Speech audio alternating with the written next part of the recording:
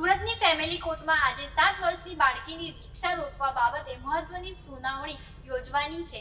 બાળકીના પિતાએ દીક્ષા અંગે પોતાની સંમતિ ન લેવાઈ હોવાનો દાવો કરી કોર્ટનો આશરો લીધો છે।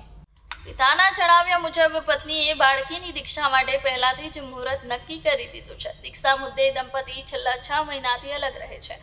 પરિચિતો પાસેથી દીક્ષા અંગેની જાણ થતા સમગ્ર મામલો બહાર આવ્યો હોવાનું પિતાનું કહેવું છે। પિતાની માંગ છે કે બાળકી હાલ ખૂબ નાની છે, જેથી મોટી થાય ત્યારબાદ દીક્ષા અંગે ચર્ચા કરવી યોગ્ય રહેશે।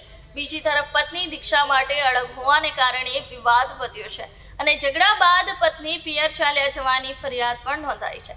આ દરમિયાન મહારાષ્ટ્રમાં પ્રથમવાર 59 મુમુક્ષોની પાઘડી બાંધવાની તૈયારીઓ ચાલી રહી છે, ત્યારે મુંબઈમાં 8 ફેબ્રુઆરીએ દીક્ષા મહોત્સવ યોજાવાનો છે। પિતાએ કોર્ટમાં અરજી કરી દીક્ષા પર રોક લગાવવાની વિનંતી કરી છે।